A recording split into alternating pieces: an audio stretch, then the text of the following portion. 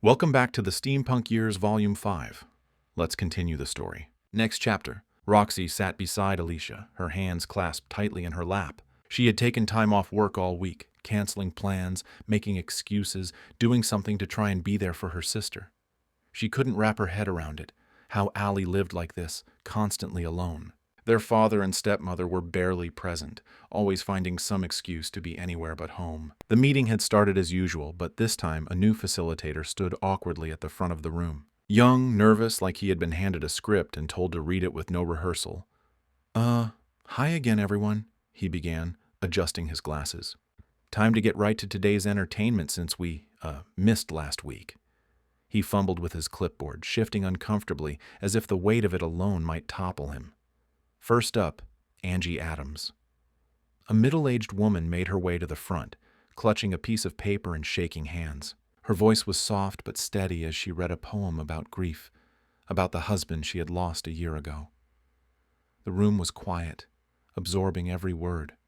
One by one, the names were called. Poems, short stories. A drawing of a loved one, described through tearful smiles. A song, hummed gently from someone who couldn't quite find their voice. Roxy found herself holding her breath. Then, okay, last on the list, Alysia Snow. Roxy's head turned instantly. Alysia was staring at the floor, her fingers curled against her knees. For a moment she didn't move.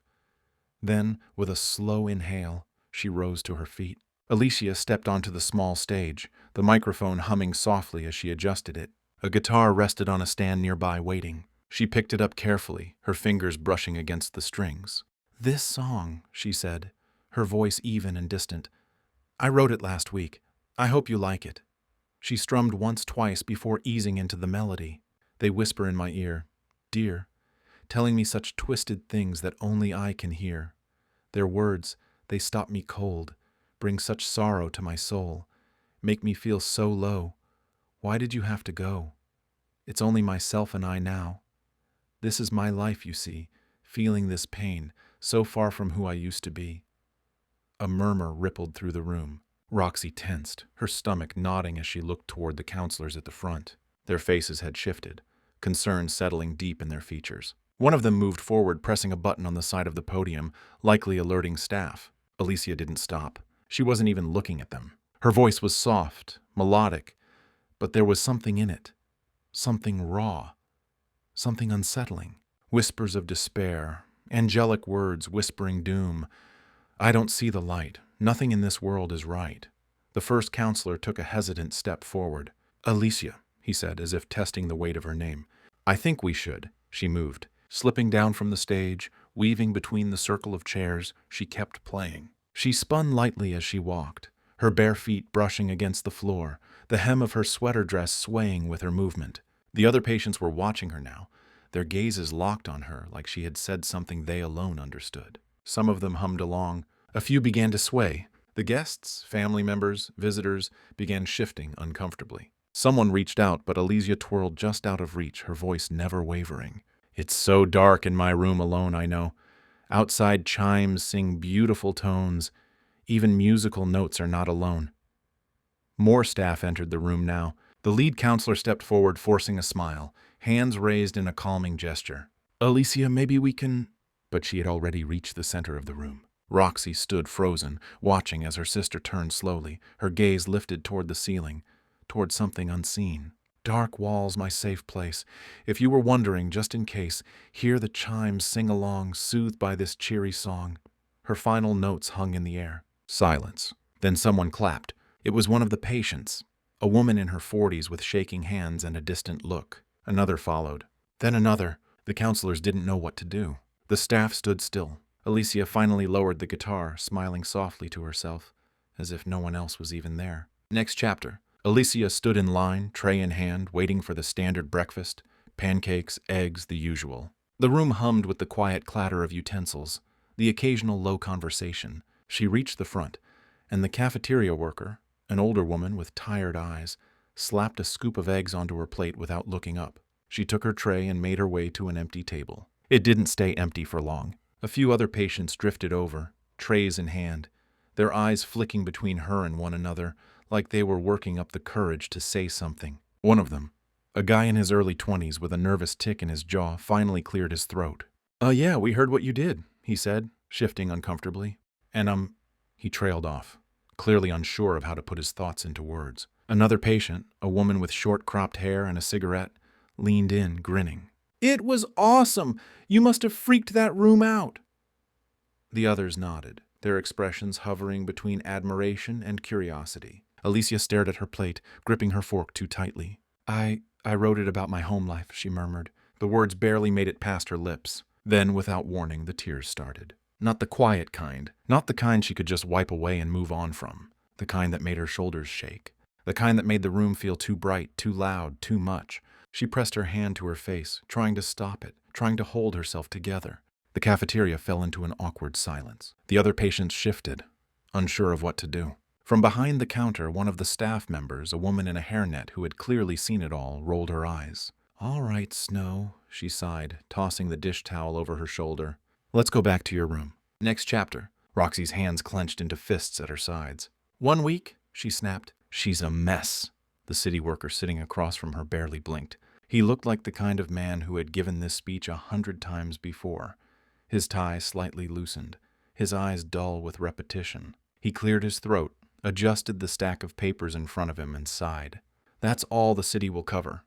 His voice was flat, almost robotic. Roxy shook her head, gripping the arms of her chair like she was trying to keep herself from flipping the whole damn desk over. "She's not ready to leave. She needs more time." The man slid a single sheet of paper across the desk toward her. A printed-out invoice, the total circled in thick red ink. "Then you can cover this amount." Roxy's stomach dropped. She didn't even want to look, but her eyes betrayed her. The number was insane.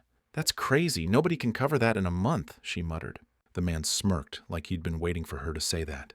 "It's per week." Roxy felt her breath hitch. "Per week?" She stared at the paper, willing the numbers to change, to shrink, to make sense. But they didn't. She swallowed hard. The weight of reality was pressing down on her chest. Alysia was coming home. The intake room groaned in unison. "Ugh, we got another one of these guys," someone muttered, barely looking up from their clipboard. In the middle of the chaos stood a wild-eyed man, his hair disheveled, his clothes stained with something that might have once been coffee, or something worse. He was in full sermon mode, his voice rising and falling like a street preacher at the end of his rope.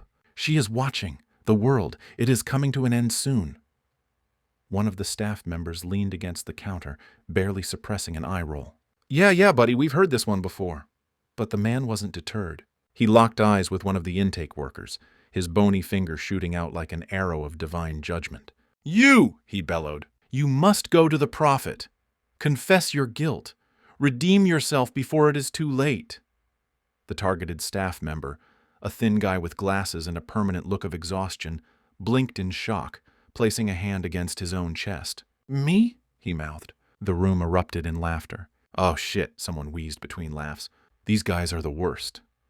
The prophet fanatic scowled, eyes darting around as if waiting for divine intervention to smite the non-believers. Instead, he got a hospital bracelet slapped around his wrist and a bored-looking nurse saying, "All right, let's get you to a room, prophet guy."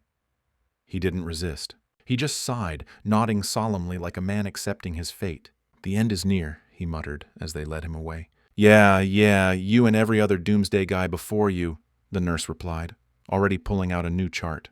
Another day, another sermon, another lost soul screaming into the void.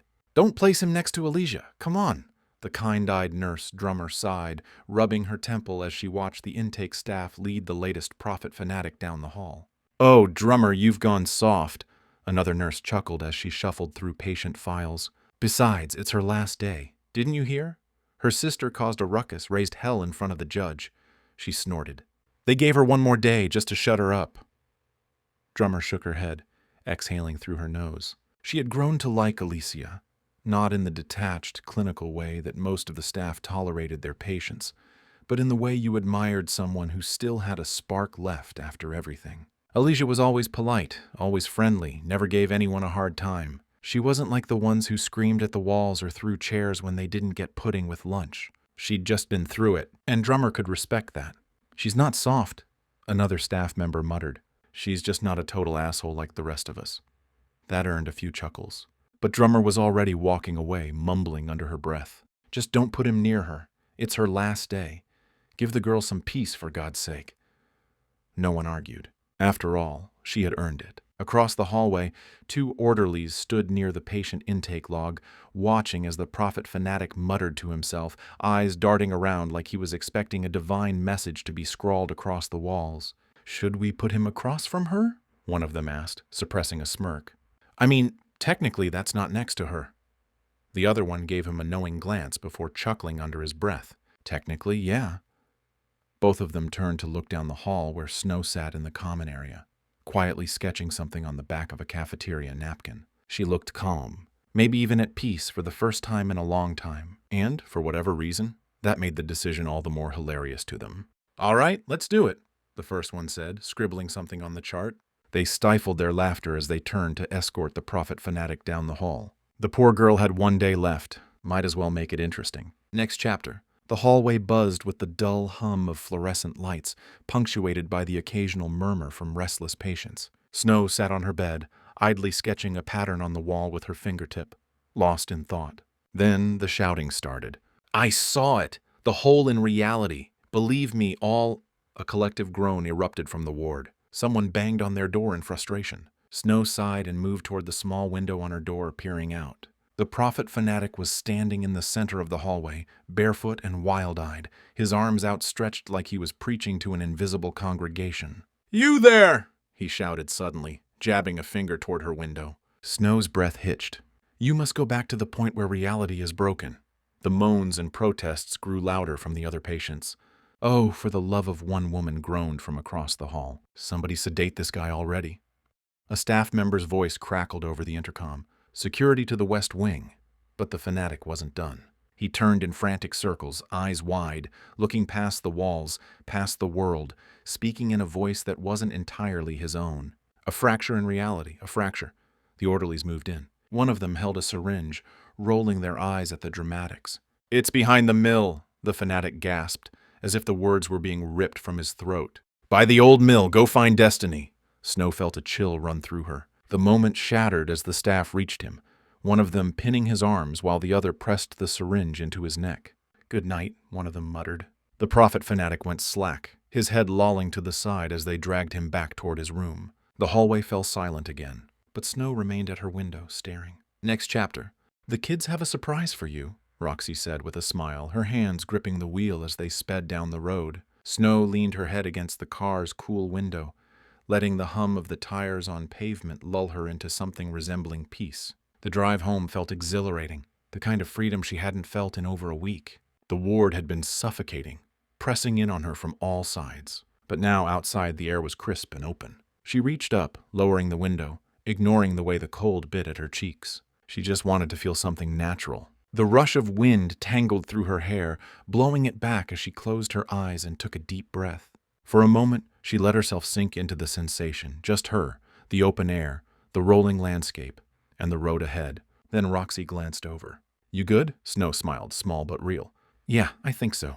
Roxy smirked and turned up the heat. "You're gonna get frostbite doing that, you weirdo." Snow just laughed, adjusting her sunglasses. The temperature was freezing, but she didn't care. "Are the kids going to be there when I get back?" she asked, a hint of hope in her voice. Roxy nodded. "Yep, they wouldn't stop asking when you were coming home." Snow felt a flicker of warmth spread through her chest. For the first time in a long time, a genuine smile crossed her face. The second Snow stepped through the door. She barely had time to register the warmth of home before she was tackled.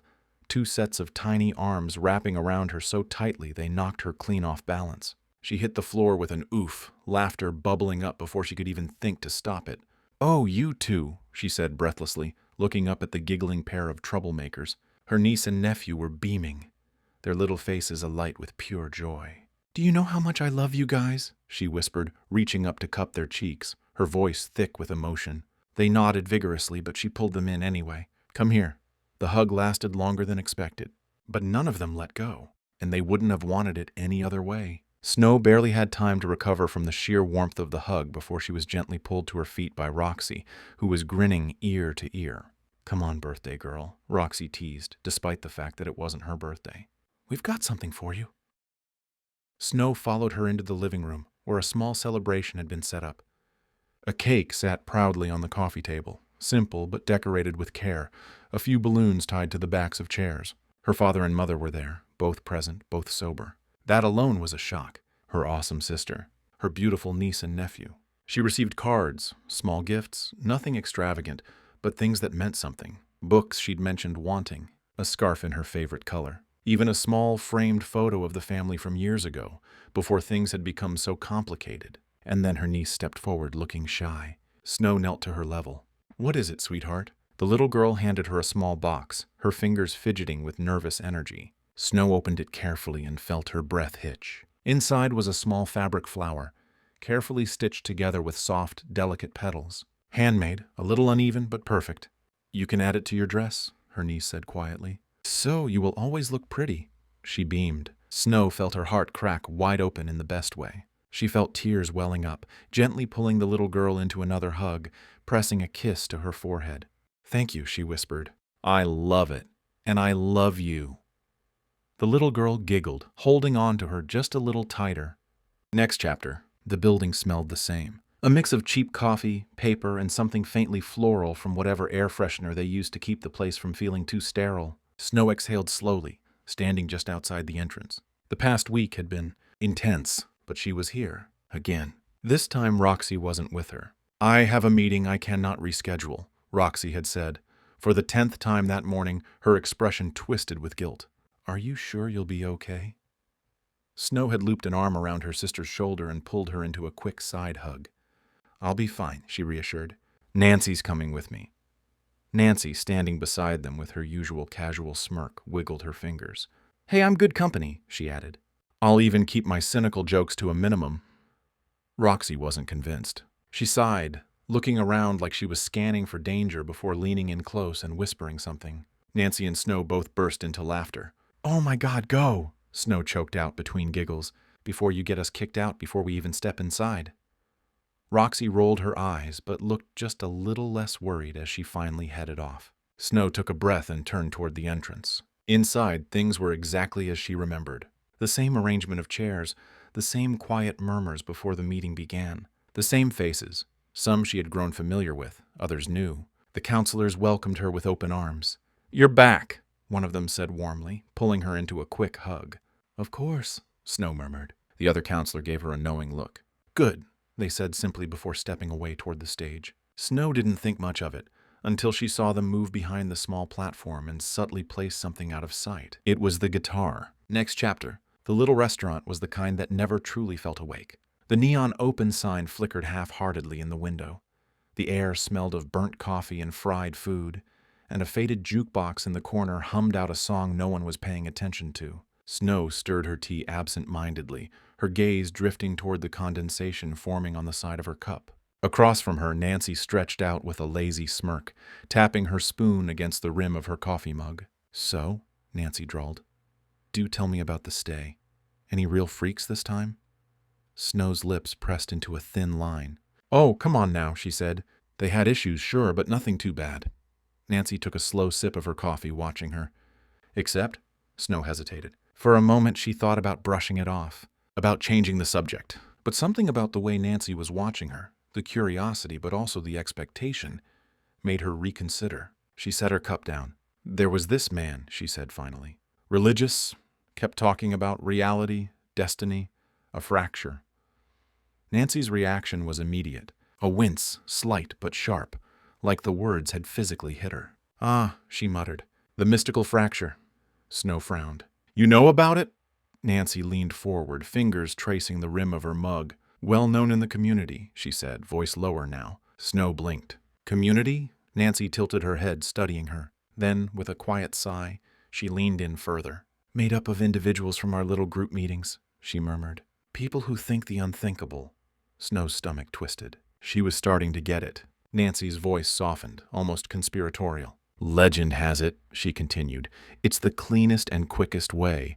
No pain. You just drop in an instant." A silence stretched between them. Snow gripped her cup a little tighter. Snow traced her finger around the rim of her teacup, her mind swirling with the weight of Nancy's words. "I guess that's what everyone in the community wants," she mused. "A painless way." Nancy barely seemed to register her words. She was too busy tapping away at her communicator, her brows furrowing slightly as she scrolled. She mumbled, distracted. Then suddenly her eyes widened. "Oh, you have to see this video. Someone just sent it to me." Snow blinked, momentarily thrown by the shift in tone. Nancy turned the screen toward her, a grin tugging at the corners of her lips. "Trust me," she said. "This is crazy."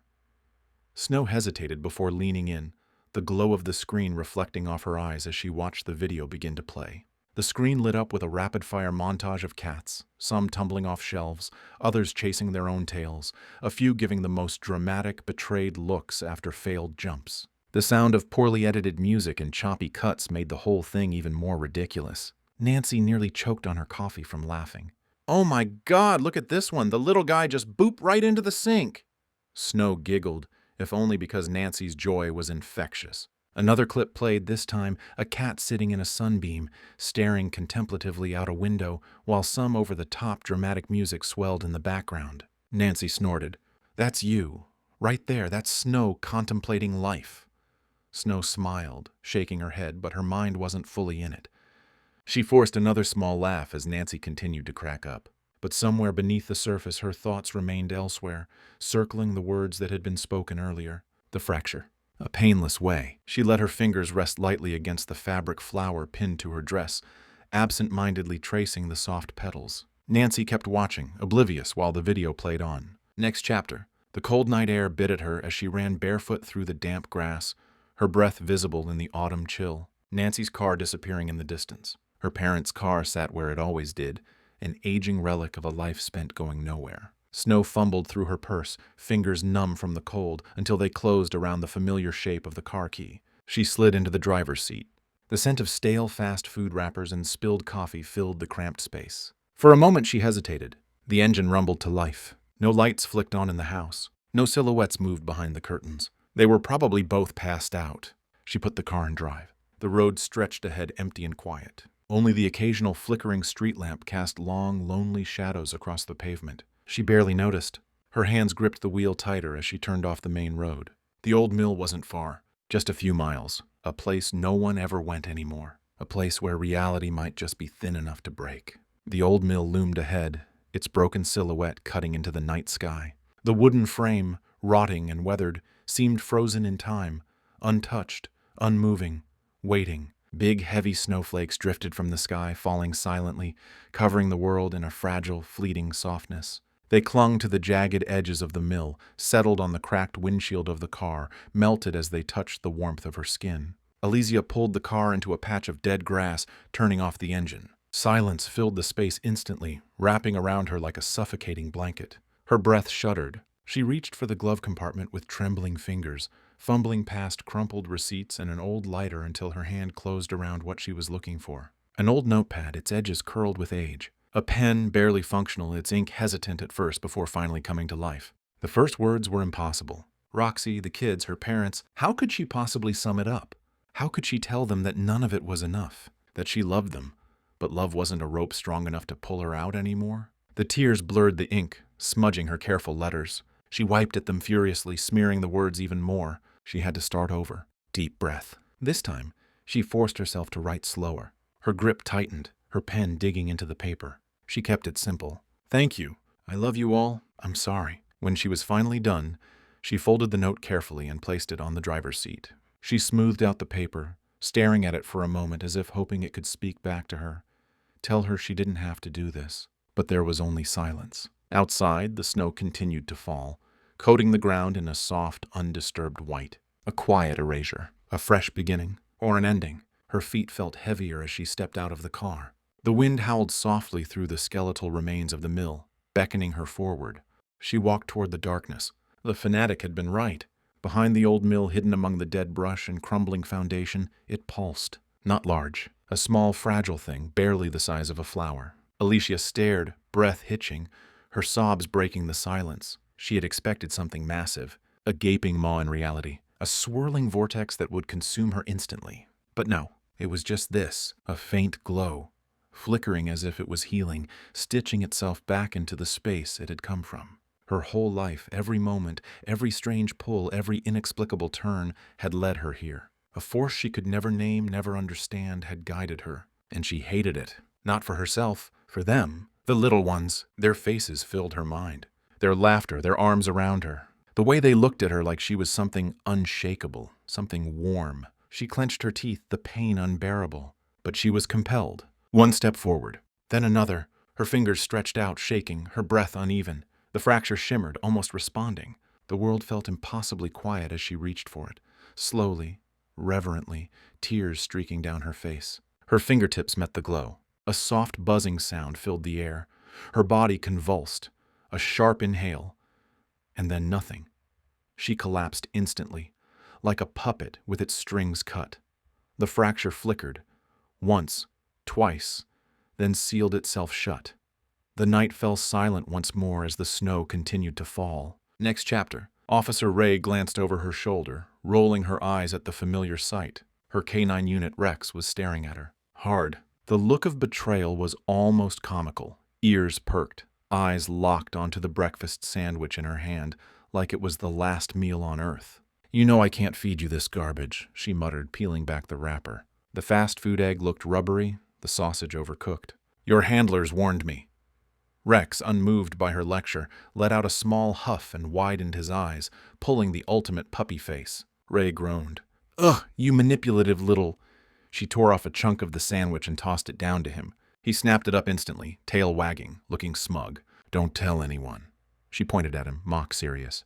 "Or I'm blaming you when they put me on K-9 probation." Rex only licked his chops, satisfied. A sharp crack from her radio interrupted the moment. "Unit 47, report to Mill Road. Possible vagrant or unconscious individual on private property. No response from subject." Ray sighed. It was always Mill Road. Glancing at the clock on the dash, she winced. 6 a.m. Just an hour from clocking out. She had spent the last 10 hours battling with the worst society had to offer. Drunks, domestic disputes, the occasional knife-wielding idiot who thought they were invincible. Now this. She picked up the radio. 10-4. On my way. She downed the last of her awful coffee, put the cruiser in drive, and headed toward the old mill. Next chapter. Ray pulled up, opened the door, and Rex was at the woman's side immediately, his nose twitching as he sniffed around her motionless body. The police K-9 circled twice before sitting beside her, a silent signal. Officer Ray stepped forward, scanning the area. A small crowd of homeless people had gathered nearby, their faces a mix of curiosity and concern. A toothless man shuffled forward, hands tucked deep into the pockets of his oversized coat. "We found her like this a little while ago," he said, his voice raspy. "That car over there looks suspicious, just sitting there all night." He jabbed a thumb in the direction of a sedan parked crookedly on the side of the road. Ray glanced at it. Older model, barely kept together, like someone had given up on maintenance years ago. "So we came to check it out," the man continued. "Sammy over there is a former cop. She said this looked like foul play." Ray turned her attention to the woman he pointed at, disheveled, a thick jacket swallowing her frame, but her posture and sharp gaze gave her away. Even under the weight of exhaustion and hard living, there was an alertness in her eyes that only cops kept. "Foul play, huh?" Ray muttered, crouching beside the unconscious woman. She checked her vitals, pulse, breathing, weak but steady. As she rose, she passed by the car, giving it a quick once-over. Something caught her eye on the driver's seat. A folded piece of paper. Ray sighed. More paperwork. Officer Ray pressed a firm hand against her radio, her voice steady but urgent. "Dispatch, we got a possible suicide attempt gone wrong. Could be drugs. A note was found in her car, requesting an ambulance ASAP." She turned back to the woman, young, pale, shivering despite the still air. Her chest rose and fell unevenly, the motion fragile, fleeting. Rex sat beside her, ears perked, his body tense. A voice crackled over the radio. "Copy that, Officer Ray. Paramedics en route." She knelt back down, fingers against the woman's wrist, searching for a pulse. Nothing. Then a flutter, faint and ghostly. Then nothing again. A sharp chill ran down her spine. This wasn't normal. She'd seen overdoses, hypothermia, people clinging to life by a thread, but no one survived hours in this cold. It wasn't just unlikely, it was impossible. Yet here she was, alive, barely. Rex whined, shifting his weight anxiously. Ray exhaled, gripping her radio again.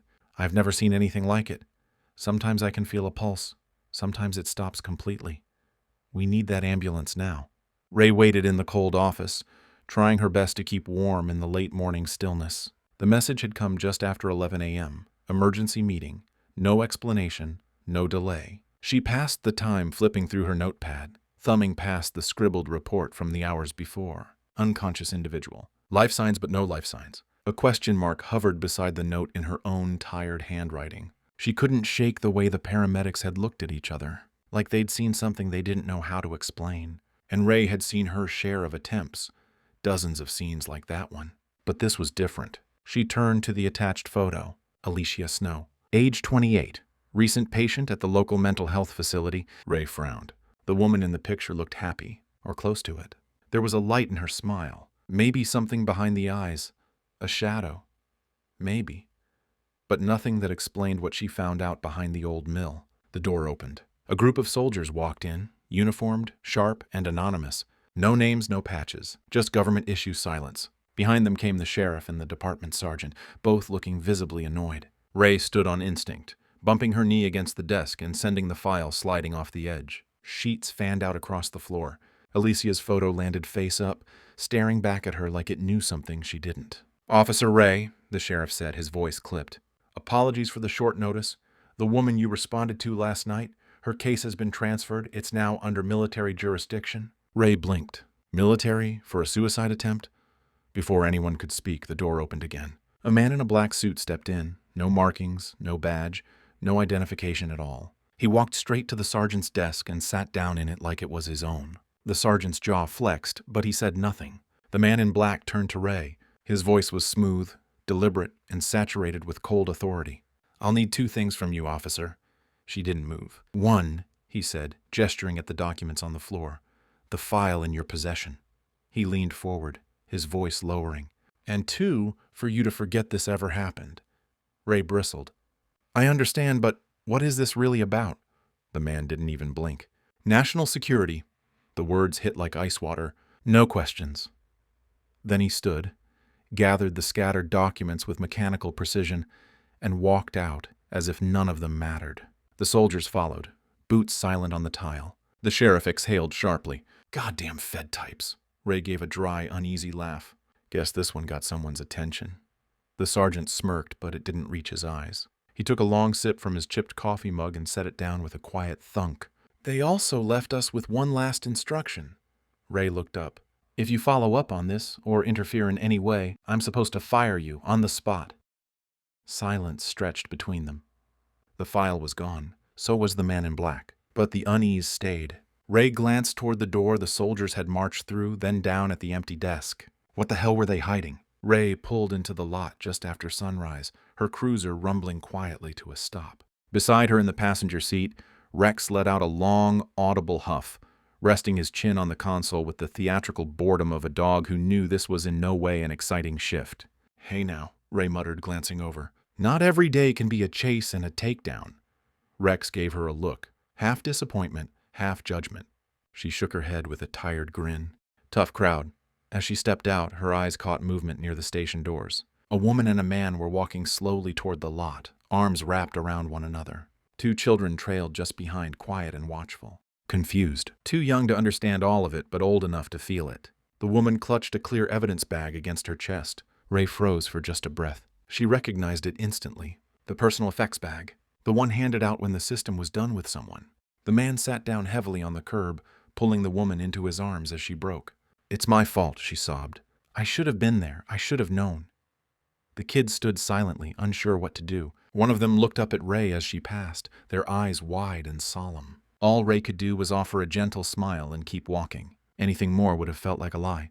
But just before the doors closed behind her, something in the bag caught her eye. Through the plastic, folded neatly, was a note. The letter, still there. The military hadn't even bothered to take it. Beside it, tucked delicately into the collar of a bundled dress, was a small handmade fabric flower, slightly frayed at the edges. Ray's stomach twisted. Inside the station, Tanya was already perched behind the front desk, leaning forward with a sparkle in her eyes. "Ray," she whispered, waving her over like they were co-conspirators. "Have I got a story for you?" Ray suppressed a sigh. Tanya was legendary in the department, chief of gossip, as most called her. Usually Ray dodged her like a pro, but today she didn't have the energy.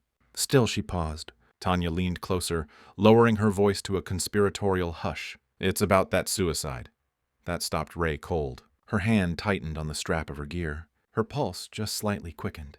"I'm listening," she said. Tanya glanced around like a spy in a bad movie, left, right, then back again, before leaning across the counter, eyes glinting with the thrill of forbidden knowledge. "That poor dear," she whispered, motioning with a tilt of her head toward the window. "She's absolutely crushed." Ray followed her gaze. The woman from earlier, Roxy, if Ray remembered correctly, was still out front, clutching the clear bag like it held the last breath of her sister's life. The man beside her hadn't moved, just held her tighter. The kids had quieted, sitting on the curb, legs swinging. "Oh, and the little ones," Tanya added, pressing a hand to her chest. "Broke my heart." Ray nodded slowly, her jaw tight. Then Tanya leaned in closer, her voice dropping to a whisper that barely carried across the desk. "They told that poor woman her sister was dead." Ray's brow furrowed. "What?" Tanya's smile twitched like a secret daring to bloom. "That's what they told her. Officially." She paused, letting it hang in the air for effect. "But word is," Ray tilted her head, waiting. Tanya grinned, like a magician about to reveal the final card. Her next words landed softly, but carried the weight of something that didn't belong in the daylight. "The bigwigs came and took her."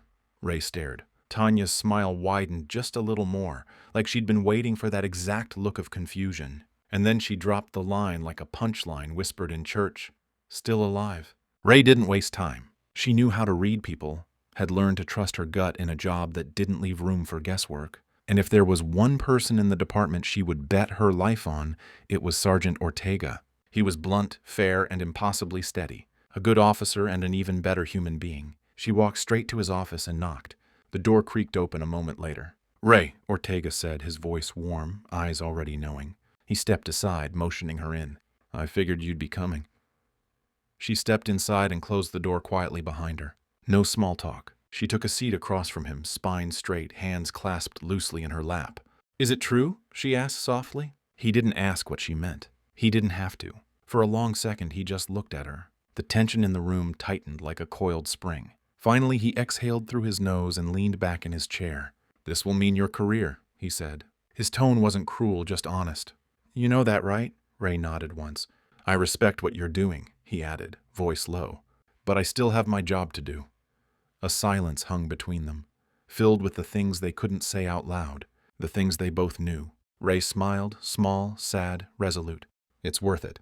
Next chapter. The rain came down in sheets, hammering the streets like a warning no one could decipher. Water rushed through gutters, danced off windshields, and turned the whole city into a mirror of itself, warped, glistening, restless. Ray pulled up in front of the hall, half pool hall, half dive bar, and fully tapped into the heartbeat of the city. If you needed to find someone or something, you came here. Rex stirred beside her in the passenger seat, curled up and snoring gently. She gave his side a fond pat. "Be a good dog, all right? This won't take long." He opened one eye, gave her a drowsy blink, and promptly went back to sleep. Ray smiled. Inside, the place smelled like cigarette ghosts and old varnish. Dim lights reflected off scuffed pool tables and neon beer signs that buzzed faintly like tired insects. A quiet lull hung in the air. Too late for lunch, too early for the night crowd. She headed straight for the bar. "Hey, Sass, club soda, please," she said with a small nod. The blonde behind the bar, Sass with her ever-present pencil behind her ear, looked up and grinned. "Sure thing, Ray. Good to see you, dear." Ray returned the smile, her eyes drifting down the length of the bar and landing on the person she'd hoped to find. Roxy. She was seated at the end, her hands wrapped around a half-empty mug, her posture guarded, like she was expecting the world to swing again at any second. Ray took her soda, walked slowly over, and settled into the stool beside her. "Hi," she said gently. "I'm Officer Ray. Nice to meet you." Roxy turned, blinking in recognition. Ray took a sip of her drink, then set it down. A small smile played at the corners of her mouth. "I'm here," she said quietly, "to give you good news." Next chapter. Rex watched the rain slide down the cruiser window in lazy streaks, his head tilted just enough to track the motion. The storm hadn't let up. Fat drops pelted the glass like the city itself needed to cry it out. He yawned, stretched one paw forward, and considered drifting off into nap time. Round 2. Then the door opened. Ray slid into the driver's seat, absolutely soaked, her jacket clinging to her arms, hair plastered to her forehead. But she didn't seem to notice. She didn't even care. She was smiling, not just smiling, glowing. Her shoulders were shaking from laughter and something else, something like tears. Rex perked his ears, watching her in quiet curiosity. Ray wiped her face and looked at him, her eyes bright with disbelief and joy. "I did it, Rex," she said breathlessly. "I finally gave someone hope." Her voice cracked a little, and she laughed again. Pure, unfiltered, real. "I finally did it." She leaned over and rested her forehead gently against his head, closing her eyes as she laughed into the space between them. "I finally did it," she whispered again, softer this time. Rex let out a little huff and blinked at her, then nudged her shoulder in approval. Outside, the rain kept falling. Steady, cleansing, and endless. Next chapter. 7 years later. The sounds of training echoed in the distance. Gunfire, the hiss of steam-powered weapons, the occasional grunt of exertion from sparring sessions. But here, in this small patch of grass surrounded by towering metal and stone, the world was quiet. Snow sat with her legs tucked beneath her, eyes bright as she clutched the latest book in Cogwave's collection. Across from her, Cogwave sat cross-legged, his mechanical fingers carefully flipping the delicate pages, reading with his usual precision. "You are smiling," Cogwave observed, his voice neutral but carrying the faintest trace of curiosity. "You must have enjoyed my reading of 2 chipmunks and a squirrel." Snow clasped her hands together. "They made such good friends at the end." Her expression was soft, almost wistful. Cogwave nodded, retrieving another book from the neat stack beside him. "Then you'll love this one. It also relates to a rodent species." Snow gasped as he turned the book to its cover, The Field Mouse's Journey. The image depicted a tiny, wide-eyed mouse standing alone in a vast cityscape, its little paws raised in hesitation. "It's about a field mouse who gets lost and must find its way home," Cogwave explained. Snow pressed her hands to her chest, already invested. "Oh no, poor thing." Cogwave tilted his head slightly. "I am sure it will be just fine at the end." Snow nodded, but her fingers traced the cover absent-mindedly. "I hope so," she murmured. The moment hung between them, light yet weighted with something unspoken. For 3 weeks nothing had called to her. No visions, no whispers from unseen forces. The fractures had gone silent. And yet, as she traced the tiny mouse's lonely journey, she wondered, was she also lost? Or had she already found her way home? The little mouse had made it home, safe, warm, and surrounded by friends. Snow clapped her hands together as Cogwave closed the book, placing it neatly on the pile beside him. "That was lovely," she sighed, adjusting the blanket wrapped around her shoulders. Her long hair draped lazily over the sides of the bench as she lay beside Cogwave, cocooned in warmth. Cogwave gave a small nod. "I predicted you would appreciate its narrative structure and resolution. The emotional beats were simplistic but effective." Snow giggled, resting her chin on her hands. Her eyes drifted over the small stack of books in front of them, some lined up neatly, others placed haphazardly in the excitement of their reading session. And then she saw it, a book half hidden beneath the others, bound in thick faded orange leather. "What's that one?" she pointed. Cogwave reached down, carefully sliding it free from the pile. The cover was worn, the edges frayed from years of use. "This one," he said, examining it, "is a manual, a technical description of the Model 7712 steam-powered tank." Snow blinked. "A book about weapons of war." Cogwave turned the book over in his hands as if confirming her statement. "Yes." There was a pause. Snow's fingers tightened around the edges of her blanket. The warmth of the previous stories, the little chipmunks, the lost mouse, suddenly felt like a distant dream. "This is different from the others," she murmured. Cogwave didn't respond immediately. Instead, he opened the book, flipping through its pages. "Knowledge," he said finally, "is neither good nor bad. It is simply knowledge." Snow hesitated before looking down at the book in his hands. The diagrams, the mechanical drawings, the cold efficiency of its descriptions. She exhaled softly. "Then read it to me," she said. Cogwave paused, tilting his head. "Are you certain?" Snow nodded once. "I want to understand," she said. Next chapter. Skye, Silas, and Eliza were in the briefing room, poring over battlefield tactics when Zeke appeared at the door, poking his head in. "Eliza, let's go for a walk." Eliza turned, gave a casual wave as if to say of course, and responded in her usual theatrical tone. "Certainly, darling dearie. That would be delightfully—" "Shut up," Zeke said flatly. Skye snorted a laugh. Silas adjusted his glasses without a word. The base had been quiet these past weeks. Too quiet. The first fracture had been sealed, but the silence that followed felt unnatural, a hollow sort of waiting. It gnawed at them all. Zeke stopped near a narrow window overlooking the park at the center of the base, a rare splash of green among metal and concrete. Below, on the damp grass, Cogwave and Snow sat in the middle of a small pile of books. Cogwave had one open on his lap, animatedly gesturing as he spoke. Snow listened with wide, focused eyes, her attention unshakable.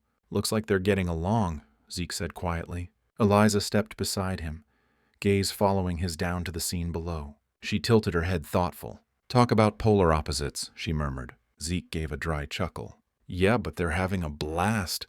He turned to face her, arms crossing. "Listen, I wanted to talk to you about something."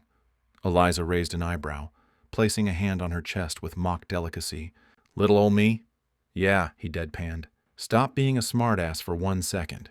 Eliza smirked but said nothing. "I'm heading home for a bit," Zeke said. "Not sure how long. The lull's dragging on and there's stuff I need to handle." She studied him now, posture relaxed but eyes sharp. "Trenholm wants someone from the team in charge while I'm gone. Said the team's too tight-knit to accept an outsider." Zeke's tone shifted, more serious now. "The consul has faith in you." A beat. "I don't." Eliza's grin curled a little more. "Me? In charge?" Zeke rolled his eyes and muttered, "I swear to God, Eliza." But she didn't snap back this time. There was something quieter in her face now, a flicker of responsibility behind the mischief. "Got it," she said simply. Zeke held her gaze for a moment longer, then nodded. "I'll do my best to get back." And with that, he turned and walked down the corridor, boots echoing on the steel floor. Eliza stood still, watching him disappear into the base's spine. Then she turned back to the window, watching Cogwave and Snow laugh over whatever strange theory had them captivated. "Me, in charge," she whispered, still smiling, this time to herself. And then, with her usual flourish, she walked away. Next chapter. Zeke stepped off the bus and onto the old familiar street. How long had it been? Weeks? Longer? The pavement looked the same, cracked in the same places, the old streetlight still flickering halfway down the block. It hadn't changed, but he had. And he could feel it now, like his boots were heavier here. He glanced down at his watch. The face was worn, the metal rim scratched. He traced the edge with his thumb, stalling for a moment. He knew what was coming, and he hadn't prepared for it. Had he been too hasty? The fate of the world could be hanging by a thread, and he'd handed leadership over to the most unpredictable person on the team. It wasn't a thoughtless decision. One of his old battle instructors had drilled it into him years ago. The unpredictable soldier is the most dangerous on the battlefield, the one no enemy can read. Eliza was that by a mile, and her service record backed it up. The council had been right about that. Still, the doubts gnawed at him. Cogwave was brilliant but too bound by logic. The battlefield needed instinct, improvisation, the human element. Silas was a tactician, not a soldier. And Sky? Sky was fire and motion, meant to charge forward, not to lead. No, Eliza was the only one who could handle it. She was chaos with a conscience. He had to believe he'd made the right call. But even now, miles away, it still turned over in his mind. Then his thoughts shifted. His uncle had been ill. He knew that much. Beth had been doing her best, holding everything together in the background while he dealt with fractures, war rooms, and orders that never stopped coming. He hadn't even asked what the illness was. Not over the phone. Some things were too heavy for static and distance. And then she appeared. No words, no hesitation. She just walked straight to him and wrapped her arms around his shoulders. He froze for a second, then closed his eyes and pulled her close. "It's okay," he murmured. But the moment he said it, he knew the truth. It wouldn't be. Eliza stood at the front of the room, arms crossed, surveying the gathered team. The weight of leadership sat lightly on her shoulders, or at least, that's how she wanted it to look. "As you may know, Ezekiel has some personal matters to handle back home," she began, her voice clear and deliberate. "For some reason, he left me in charge." A few glances were exchanged. No one spoke, but the silence was thick with unspoken questions. If there were objections, at least no one voiced them. Eliza pressed on. "If Snow senses any fractures, it's us on the move. Trenholm's promised backup soldiers too, but we all know how that usually goes." From the back, Sky leaned against the wall, arms folded. "So," she asked, "anything changing while he's gone?" Eliza nodded. "Yes. As you know, we've been stuck in skirmishes since the Dominion's last strike at the fracture site. Sparring with each other isn't cutting it anymore. We need real practice." A ripple of energy moved through the room. "So," Eliza said, lifting her chin, "the next skirmish? We're going in." Murmurs stirred. Eyes flicked between teammates. "We'll still follow Zeke's main order," she added quickly. "No kills on human targets. But if your targeted directly lethal force is authorized, if it's you or them, I want you walking away. Understood? Silas leaned back in his chair, adjusting his glasses. Are we sure Trenholm's going to like that? Eliza smirked. I don't particularly care, but if it helps you sleep, Trenholm gave me command. So I'm calling it. We train for real combat, starting now. Sky's expression remained unreadable, but she gave a nod. Cogwave, standing quietly by the display screen, emitted a low, approving tone. Abby looked uneasy but held her tongue. Snow, seated near the back, was watching, her face unreadable as ever. Eliza clapped her hands once, the sound crisp in the still room. Good, suit up. Drills begin at dawn. The training grounds hummed with life. Steam vents hissed in the crisp air, gears clanked in rhythm, and distant echoes of target dummies being shattered rang out like percussion. The team was already assembled, tension rolling off them in waves. Eliza walked in with purpose, her stride cutting a clean line across the frost-dusted pavement. Her gaze swept over each team member, sharp and assessing. She stopped in front of Cogwave, arms folded. You can form weapons, she said. Or how does that work exactly? Cogwave, precise as always, responded without pause. Weapons are stored within my form. I cannot generate anything complex, such as firearms, but I can deploy stored units as needed. Eliza nodded. Could you switch to the DR-180 instead of the 178 you used during the fracture fight? Better fire rate, fewer overheating issues. Affirmative, Cogwave replied, already adjusting his loadout parameters. Eliza moved on, turning to Abby, who stood a bit apart from the rest, already looking like she expected what was coming. Unless we're at a fracture site, I think it's best we keep Snow here. A visible wave of relief passed through Abby's expression. Yes, thank you, she said, clearly grateful someone else had said it first. Eliza's lips twitched, just short of a grin, before shifting into a theatrical smirk as she turned toward Silas. With a flourish and an exaggerated tone, she said, My former dear, I need you more than ever. She batted her lashes dramatically. The ship's being fitted with remote turret upgrades, AL-40s fully automated, manually overridable. You'll have full control from the command center. Shoot anything that even thinks about becoming a problem. Silas let out a dry exhale and rubbed the back of his neck. Right, no pressure. Finally, Eliza turned to Sky, who stood calmly, hands neatly folded, silent and serene. Unlike the others, Eliza didn't offer a tactical plan, just a knowing smile. You just keep being marvelous, my dear. Sky's smile was quiet but real. She tilted her head ever so slightly. I'll do my best. Sparks flew from a welding rig as the finishing touches were applied to the ship's newly mounted weaponry. The upgraded turrets gleamed under the dim overhead lights, their pristine plating a sharp contrast to the ship's battle-scarred hull. Eliza stood near the loading ramp, hands on her hips, surveying the modifications. The air reeked of hot metal and burning fuel, a scent she had long associated with readiness, with action. She called out toward the cockpit. What's the maximum ceiling on this thing? Inside, Sally stirred, ever present, her mechanical eyes glowing as she shifted in the pilot cradle. Her voice crackled over the intercom, upbeat but grounded. Highest I've ever gotten her is 40,000 feet, she said. But that was pushing it. Eliza frowned thoughtfully. Will the added weight affect that ceiling? Sally's eyes blinked, calculations spinning in real time. Yes, but I've got a few surprises up my sleeve if it comes to that. Eliza nodded, stepping back to let the possibilities settle in her mind. Then a new voice cut through the clatter of tools and machinery, calm, commanding, impossible to miss. Looks like you're preparing to unleash scorched earth on the Dominion, soldier. I like your grit. General Trenholm. His boots struck the floor with deliberate weight as he approached, hands clasped behind his back. His gaze swept over the ship, appraising everything with calculated interest. Behind him came his advisor, offering a nod of approval. I'm a firm believer in firepower, the man said. Good job. Eliza stood still, posture perfect, expression unreadable. She had seen every type of officer pass through this war, strategists, cowards, glory hounds. Trenholm managed to be all three somehow. He didn't wait for a response. With one last glance at the vessel, he and his advisor turned and walked away, their boots echoing until they were swallowed by the hum of the hangar. Eliza watched them go. Her face didn't change, but something in her eyes did. The focus she had held all morning, sharp, cutting, invincible, slipped for just a moment. Her gaze drifted past the ship, past the hangar, past the war. A quiet, distant stare. Something about Trenholm's approval unsettled her. Maybe it was the way he talked about war like it was a sporting match. Maybe it was the way his praise felt less like encouragement and more like permission.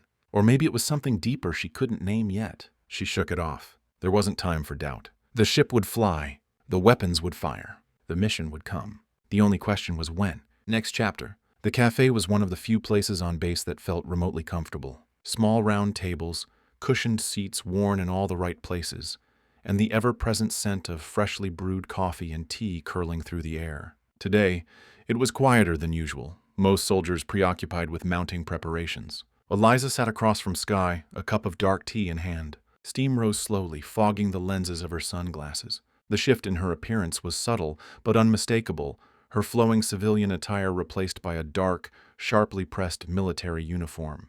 Every line crisp, controlled, calculated. The shades concealed her eyes, masking whatever stirred behind them. "I wanted to thank you," Eliza said at last, her voice smooth, tilting her head slightly as she stirred her tea, "for being so understanding during this transition." Skye nodded. "I trust your decisions." Eliza set the spoon down with a delicate clink. "That means more to me than you know." A silence settled between them. Not awkward, just quiet. Then Skye glanced up, hesitation softening her voice. "Is Ezekiel okay?" she asked. "I heard something about a death in his family." Eliza's fingers tightened slightly around her cup before she lowered her gaze. "Yes," she said, her tone softer now. "Calm, perfectly measured. That's the word. So sad." Skye's expression fell, genuine sorrow washing over her features. "Oh no," she murmured, shaking her head slowly. Eliza lifted her cup and took a small sip before continuing, her voice shifting, firmer now, steady. "Well, while he's away, we'll carry the mission forward." She paused, then removed her sunglasses with a faint click. Her eyes met Skye's for the first time. "I wanted to ask you something. Your decision to stay here, that was thoughtful, even knowing there may be no way back." Her gaze softened, just a little. "How are you feeling about it?" For a flicker of a moment, Skye's expression shifted. Just a faint crack in her usually unreadable calm.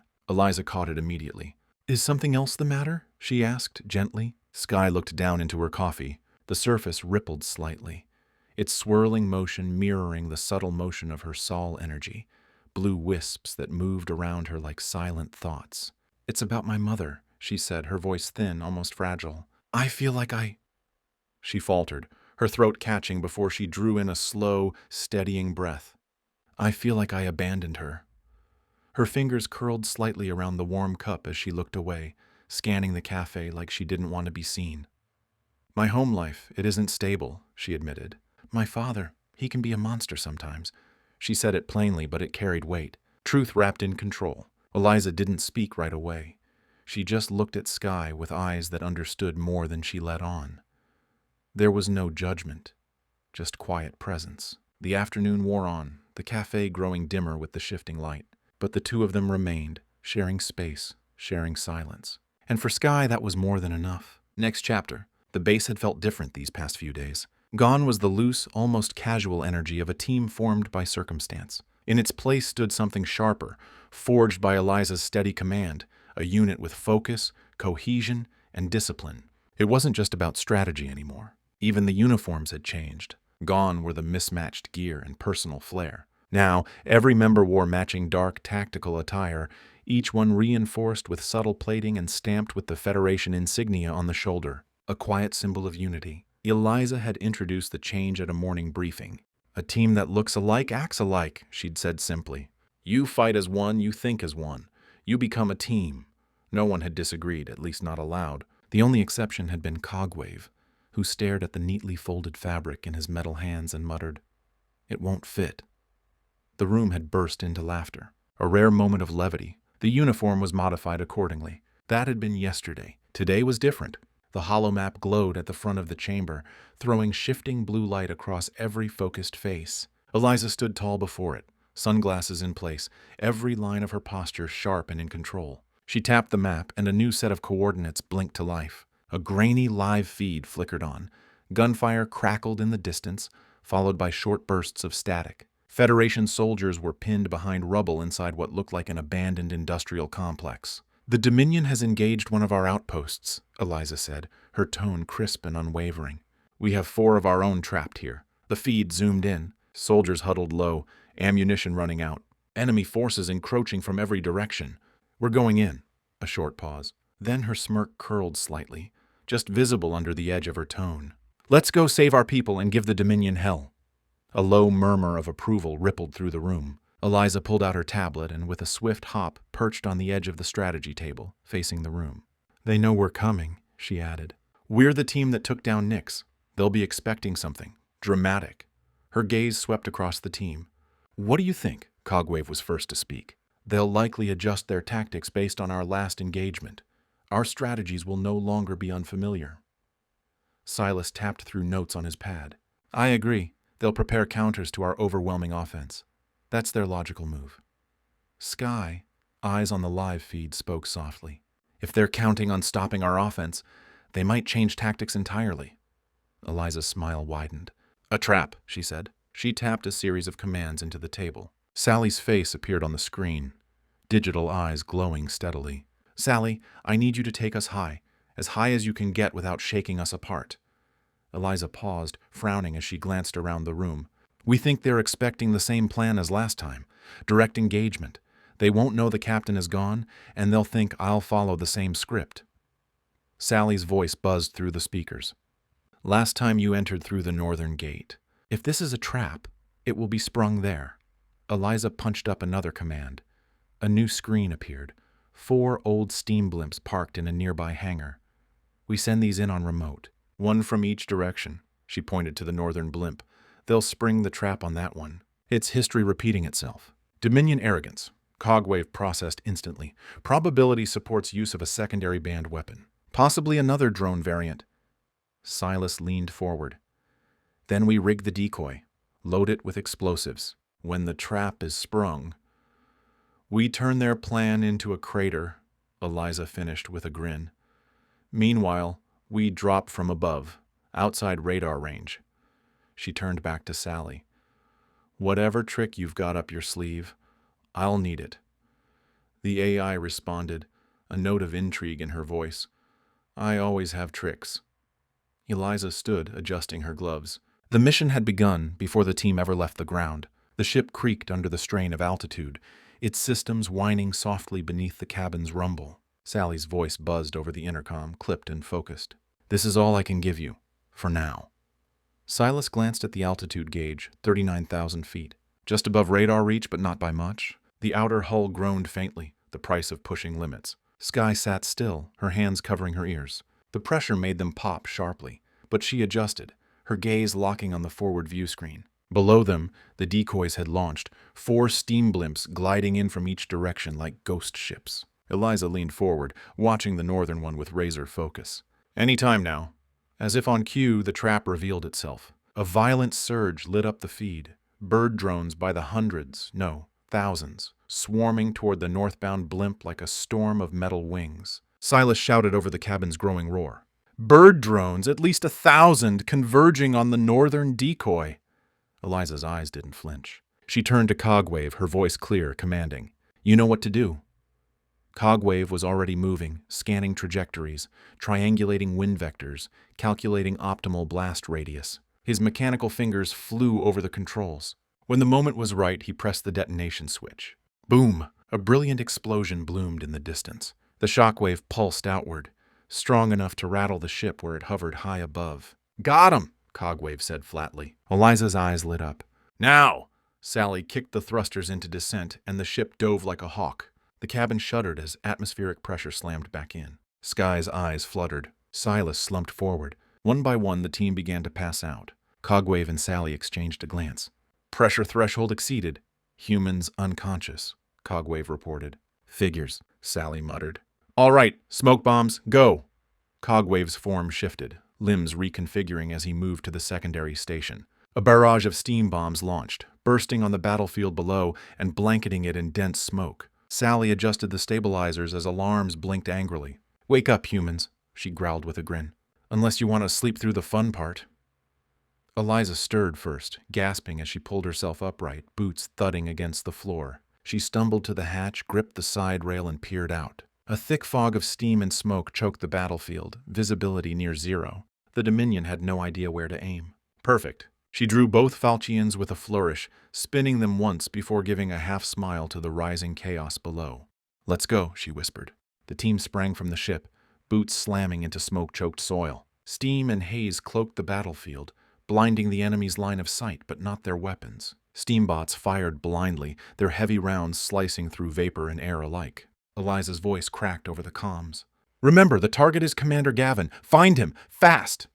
Cogwave dropped beside her, his form shifting in fluid mechanical motion. In seconds, he locked into her gear pack, arms snapping into position behind her shoulders. Twin autocannons swiveled and locked. Then they opened fire. Metal screamed. Eliza surged forward through the chaos, her twin falchions flashing like silver arcs. With every swing, another machine fell, sparks flying, steel limbs severed. Her goggles scanned cleanly through the smoke. No hesitation, no mercy. Cogwave rotated, firing in all directions, cutting down bots that tried to flank her. Shell casings rained like brass confetti. A thunderous shockwave burst from the sky. Sky had arrived. Soul energy swirled around her like wind and silk, one arm raised in defense, a shield of golden light pulsing at her side. With the other, she conjured a glowing energy blanket midair and cast it down. When it hit the ground, it burst apart, a ripple of dozens of small soul orbs, each one erupting on impact. Bots exploded in pieces. Several human troops were thrown off their feet, stunned. Back on the ship, Silas scanned the battlefield. His eyes narrowed on the heat signatures blooming across his console. "Move west to the small hut. Heat signatures inside," he barked into the mic. Eliza pivoted instantly, making for the location. Cogwave followed in sync, spraying cover fire as they moved. She skidded behind a low stone outcropping just as the smoke began to thin. Visibility returned. So did the danger. "Smoke's clearing," she called. They both ducked low. Cogwave's sensors flicked and pulsed. "Steam snipers. 3 o'clock, 1 spotter, 1 gun." Eliza followed his gaze. Perched across the field were 2 specialized units, low profile, gleaming optics, scopes locking in. "Shit," she whispered. Time slowed. Then she tightened her grip on her blades. On my mark. Their first target was Sky. She stood completely exposed, a lone figure in the open haze. But the soul energy danced around her, alive and aware, forming luminous blue barriers that flicked into place just before each sniper round struck. The bullets never touched her. Eliza watched in awe from behind the stone outcropping. "It's like the energy knows," she murmured. "Fascinating." Cogwave didn't hesitate. He rotated into firing position, twin rifles locking onto the sniper's perch. But the steam sharpshooters were faster. Crack, crack. 2 perfect shots rang out. Cogwave's guns exploded in his hands, shrapnel whirling in all directions. Eliza twisted aside, barely. Armor panels sparked and dented as metal tore across her side. "Those steam snipers have a reputation for never missing," she growled, eyes narrowing. Cogwave glanced down at his arms, the ragged edges where weapons once were. "Every shot has been on target." Then crack, crack. His head snapped back as 2 rounds struck his optic array, the left half of his face sparking, melting. Metal crumpled. It reformed, slowly, imperfectly. "I will draw their fire," he said, already rising. "Look for an opening." Eliza didn't argue. She slid her pistol from its holster. "Go!" Cogwave sprinted into the open, drawing fire with every step.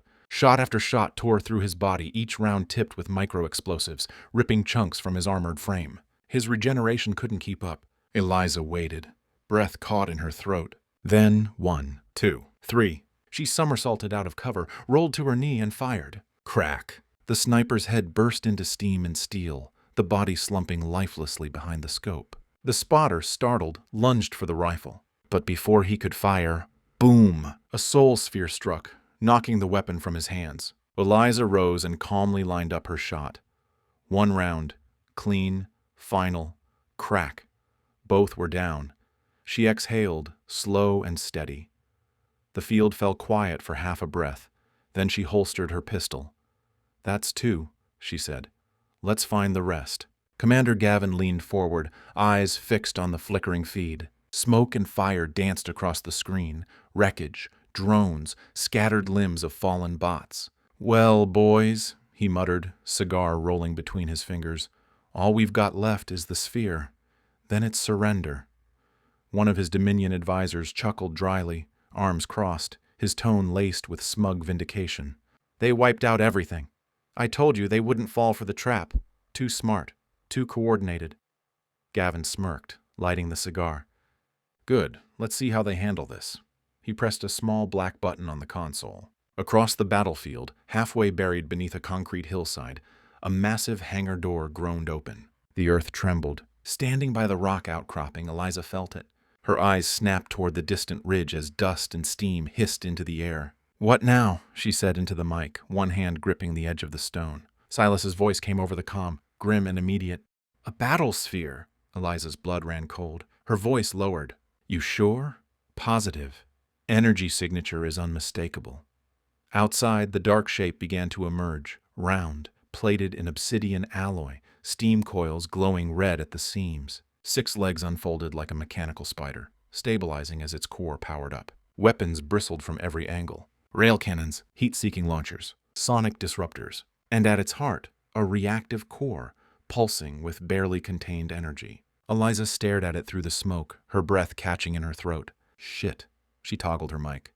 "Everyone, fall back to Rally Point Alpha, now. This isn't over." But even as she spoke, the sphere shuddered.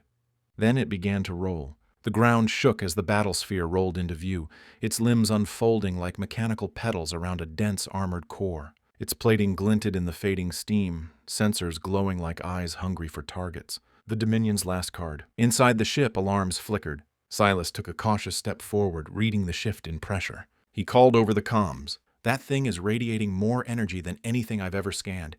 It's shielded and armed for a siege. This isn't just a battle unit, it's a walking fortress."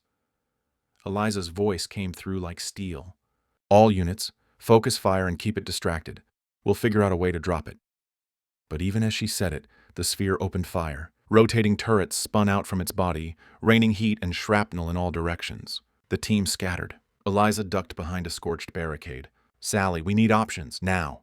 Sally's voice crackled over the intercom, suspiciously cheerful.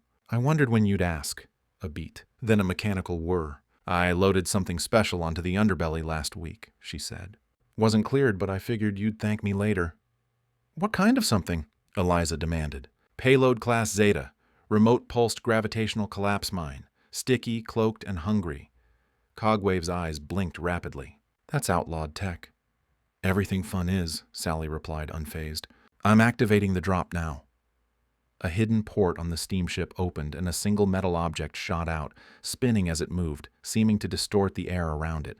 A split-second warning chirped inside the sphere, and then the mine latched onto its undercarriage. A low-pitched pulse echoed across the battlefield like the slow inhale of a dying god. Eliza could feel it in her bones.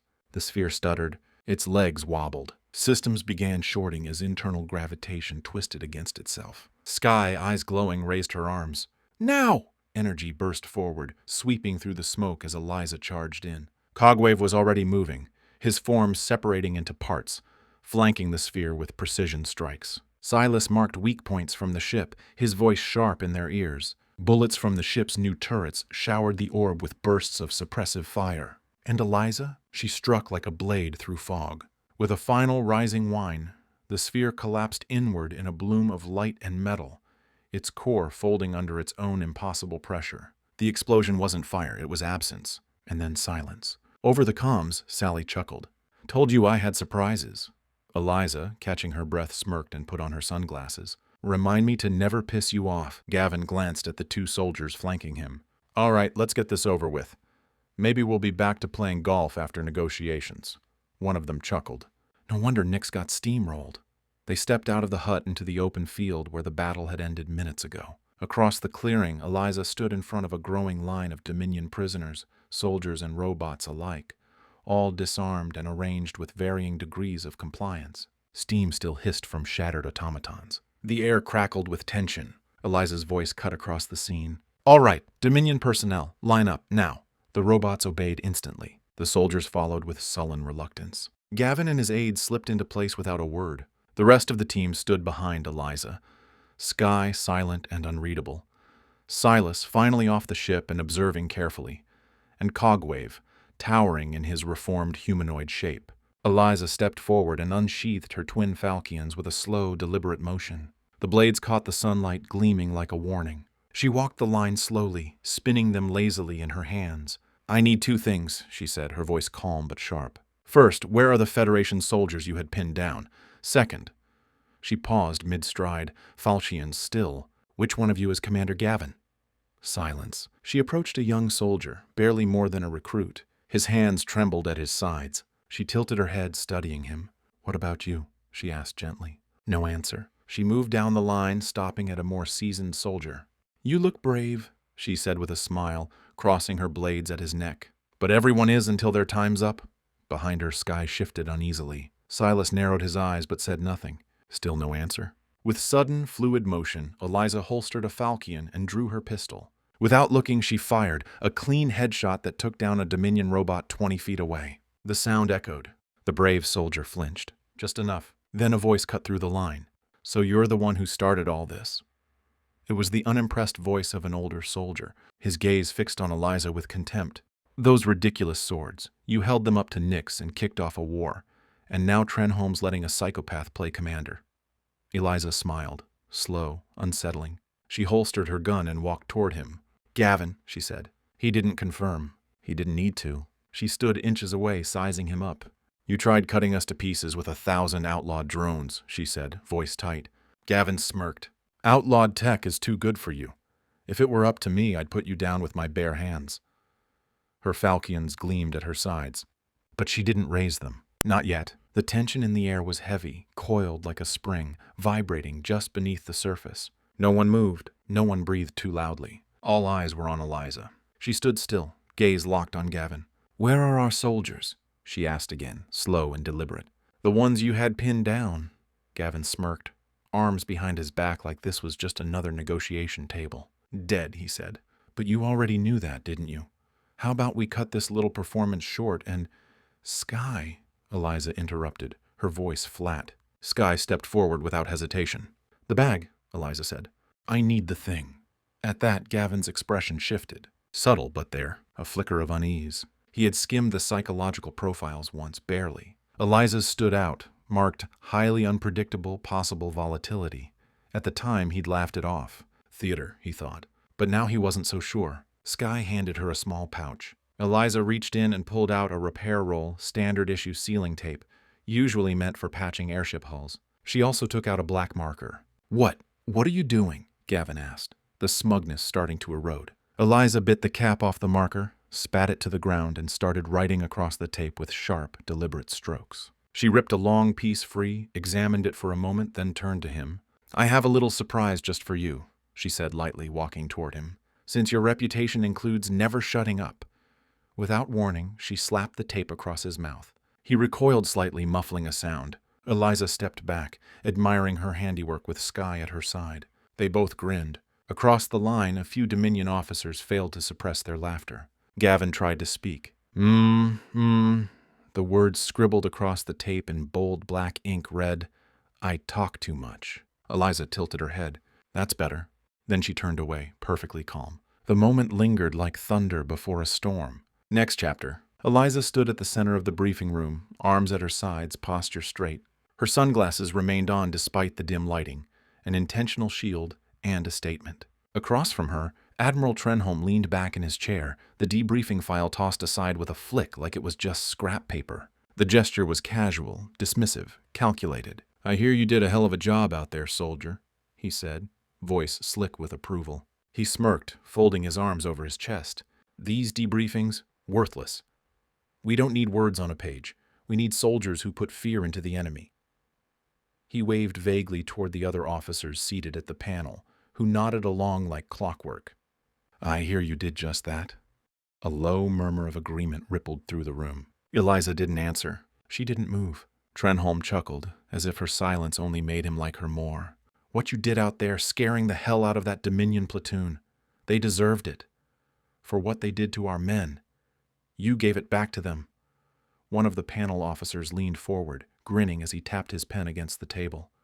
"Would have paid to see their faces." Another officer added, "Might be time to use you as an example. Scare the recruits straight." Trenholm nodded slowly, the weight of his gaze fixed on her. "I have you in my sights, soldier," he said. Eliza's eyebrow raised slightly, barely enough to notice. But she held her ground.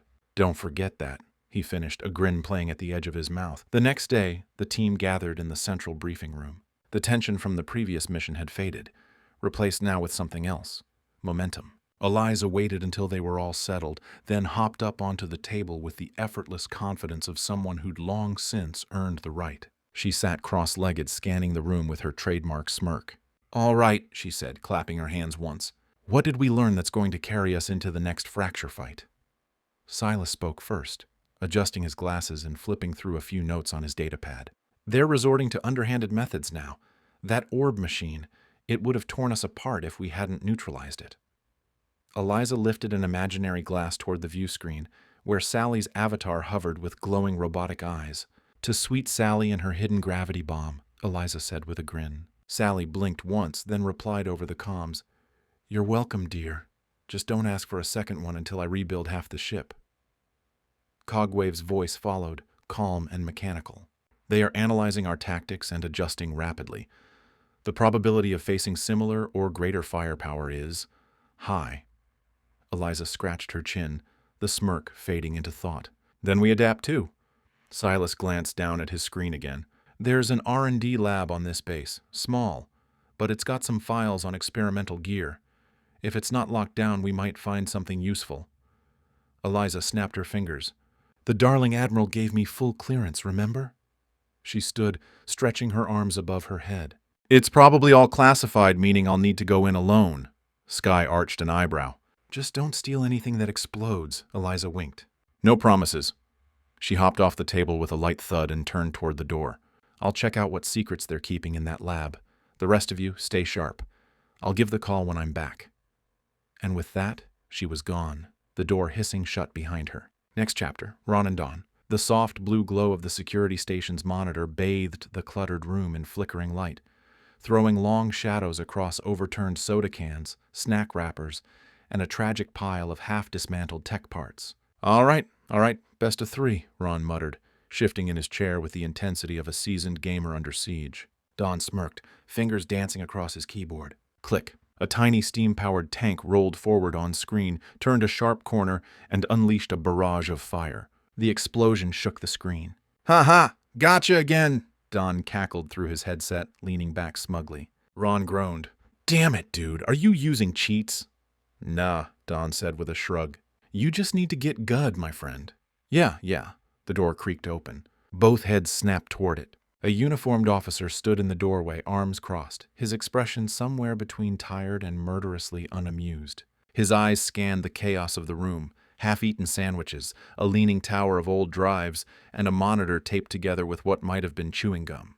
"Hey, guys," the officer said flatly. Ron and Dawn exchanged a look. That voice meant trouble. "We're about to have an important visitor."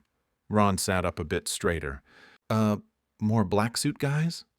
The officer exhaled through his nose. "Not quite."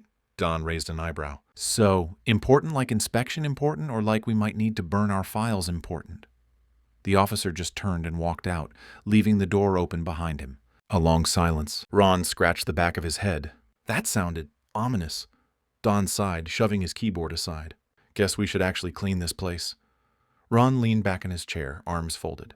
"Or, and hear me out, we shove everything into that closet and call it strategic compartmentalization." Dawn paused, nodded solemnly. "That is why I keep you around." With matching grins and zero shame, they got to work. Ron nervously tapped his fingers on the desk. Tap, tap, tap. The only sound in the room besides the low hum of the view screen and the occasional clatter of Dawn shoving loose junk into a less terrible pile in the corner. "Last time Mike didn't say who it was," Ron muttered, his knee bouncing like it was trying to escape. "Turned out to be Trenholm." Dawn didn't look up. "Oh, I remember." He paused long enough for a slow, wicked grin to spread across his face. "You peed on his shoes in the bathroom." "Ha ha ha." Ron turned pale. "You think he's coming back?" Dawn shrugged nonchalant. "Well, he did give you the look." Ron's face blanched even further. His hands gripped the desk like it was keeping him from sliding into the abyss. "The look," he whispered, haunted. "You deserved it," Dawn added, chuckling, "for being such an idiot." Ron groaned and dropped his head onto the desk with a thud. "If I see that man in a pressed uniform again, I swear I'm just gonna." The door creaked open. Both men froze. A shadow stretched across the floor. Not Trenholm, a woman. She stepped into the room like she already owned it. Dark, crisp uniform, sunglasses, silent authority. Eliza. She took 2 steps in, pulled off her glasses, and arched a single eyebrow at the mess, and at them. "Well," she said, voice like silk with a blade behind it, "you two look like you've been working very hard." Ron and Don exchanged a glance. Neither of them spoke. Oh shit. Ron and Don exchanged wide-eyed looks, their chairs creaking as they practically leapt to their feet. "Eliza!" they blurted in unison. Don scrambled for words first, glancing toward the door as if to confirm she hadn't vanished. "Oh my gosh, why didn't Mike tell us?" Ron was already half standing, vibrating with nervous energy. "Seriously, why didn't he tell us?" Don jabbed a finger toward his friend, still reeling. "Dude, she's a legend. The Nyx monster. They say she took down 5 steambots with dual blades." Ron scoffed, folding his arms. "You can't take down steambots with swords. That's metal on metal. It's basic physics." Don rolled his eyes and smacked him on the shoulder. "Not if they're reinforced with maraging steel and fitted with carbon lattice weave, moron." Eliza didn't move. She stood just inside the doorway, arms relaxed at her sides, sunglasses still on. Her gaze drifted over the two of them, not with judgment, but with a kind of amused curiosity, like she'd stumbled into a simulation glitch. The mess, the wrappers, the chaos, it all seemed so wildly out of place. She tilted her head slightly, as if genuinely wondering how these two had made it this far without accidentally losing a finger or two. Then she spoke. They were. The room went still. Ron and Don froze mid-motion, their jaws slowly dropping. They turned to each other, then back to her. "No way," Don whispered. "Holy shit," Ron breathed. A smirk tugged at Eliza's lips as she slid her sunglasses back into place. "Believe it." Eliza smirked, arms crossed in that effortless, unbothered way that somehow managed to command the entire room without saying much at all. "Aren't you two just darling?" she said dryly. "They say you're the best R&D team in the entire Federation." Don perked up immediately. "Federation and Dominion," he corrected, tapping a stylus against his desk. "No one even comes close to what we do." Ron let out an exaggerated sigh, waving at the chaotic mess of monitors and snack wrappers. "Not that it matters. No one takes us seriously. You know, our names, our job, the tank game." Eliza tilted her head, studying them like a pair of rare birds someone had insisted were important. "I understand," she said at last, tone smooth but with an edge of bemusement. She stepped past them, her boots clicking softly, then paused in front of one of their cluttered monitors. A bright window blinked for attention. "Your game of twin red time is still waiting for your next move," she noted deadpan. Both men stiffened like schoolkids caught cheating on a pop quiz. Don squinted. "Wait." Eliza slid her sunglasses down just enough to reveal the faintest glint of mischief in her eyes. "I'd log out before the creeps get you." Ron's jaw dropped. "You know this game?" Eliza smiled, cool, collected, and with just enough smug to sting. "I've been known to play ranked." Eliza was all business. She shoved her sunglasses into a coat pocket, pulling her hair into a rough ponytail, the kind that said she didn't have time for pleasantries or posturing. "All right, boys," she said, stepping into the cluttered workshop. "Show me what you've got. Best toys, weirdest weapons, borderline illegal tech. Impress me."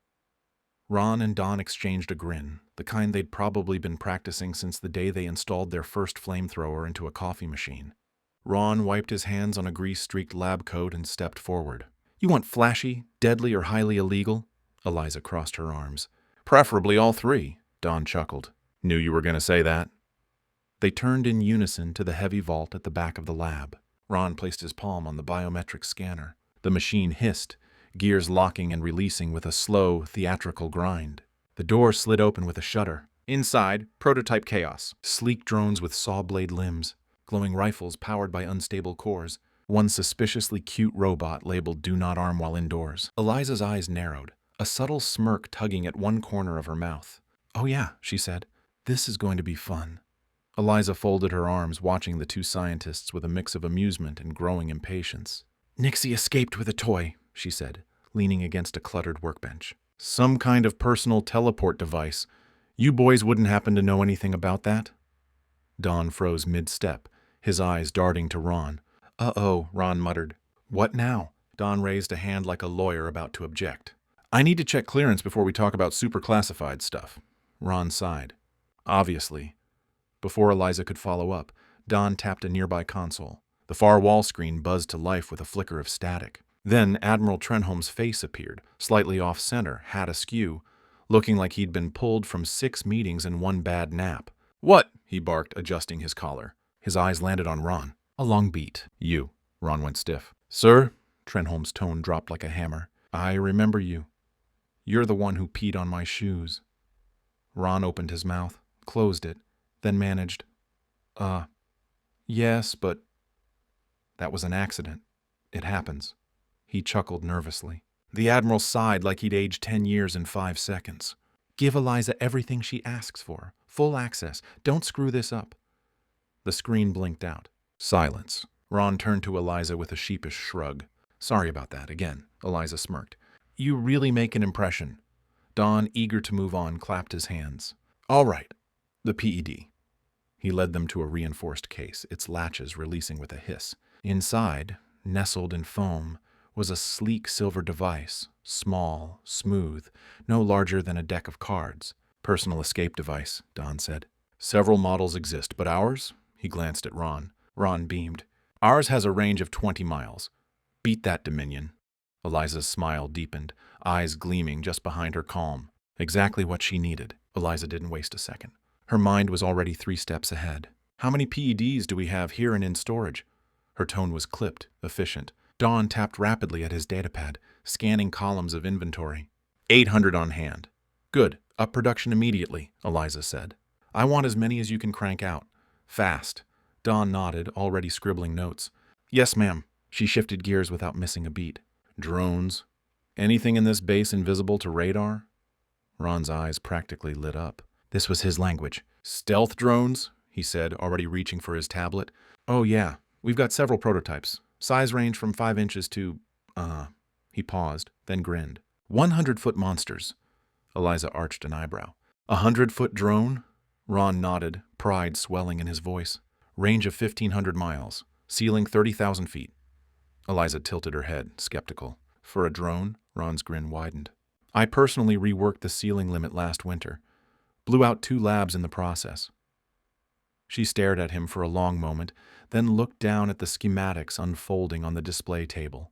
A stealth drone as high as a commercial airliner, carrying payloads, surveillance gear, or worse, completely undetectable. Her voice dropped, more to herself than anyone else. "This changes everything." Eliza clasped her hands together, her voice cool but charged. "All right, next up, steam robots."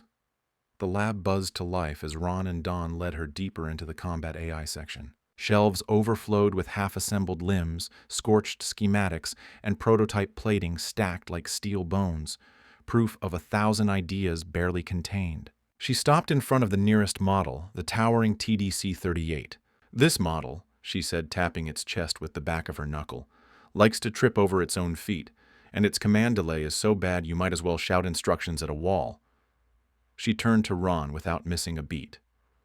"The 39s fix that?" Ron scrambled through his tablet, fingers swiping fast. Yes, mostly. The command delay is reduced by 68%. Eliza raised an eyebrow. "Only 68?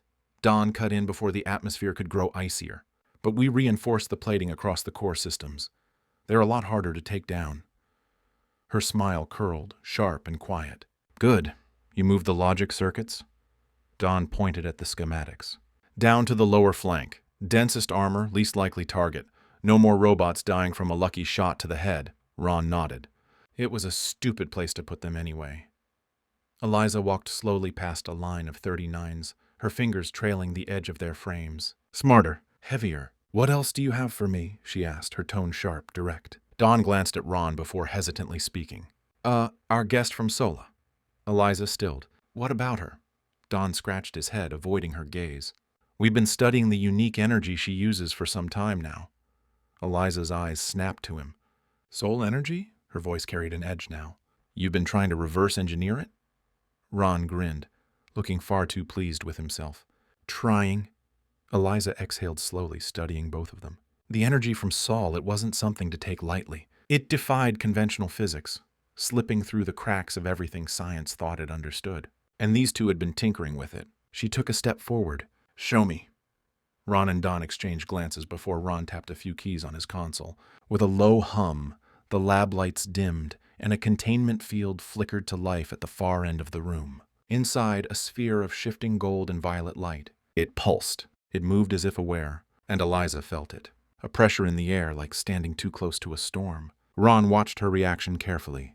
We've managed to isolate a fraction of it, but it doesn't behave like any known energy source. Eliza exhaled sharply, arms crossing as she studied the shifting sphere of soul energy locked in containment. I guess you two really are the best, Ron grinned. We do our best work when left unsupervised, Don snorted. Which is probably why we're always under supervision. Ron tapped the side of his head, his grin fading just slightly. Of course, none of us can actually control the energy with our minds like our guest from Saul. We're not exactly hardwired for it. That was the part that still unsettled Eliza. The energy wasn't just raw force, it responded to will. It listened. And yet somehow, these two had found a way to harness it. Ron turned toward the adjoining room, well lit and gleaming. He gestured grandly. But, he said, we've managed to turn it into something practical. Behold! A beat. The steam grenade. Eliza followed, her boots clicking sharply on the pristine floor. On a plain metal counter sat a single grenade. That was it? She arched a brow. You're telling me this tiny thing is powered by soul energy? Don picked it up, flipping a small dial along its side. Sort of. It doesn't use raw soul energy, too unstable. But it integrates a controlled fraction of its properties. He tapped the embedded slider. This, he explained, is the intensity setting.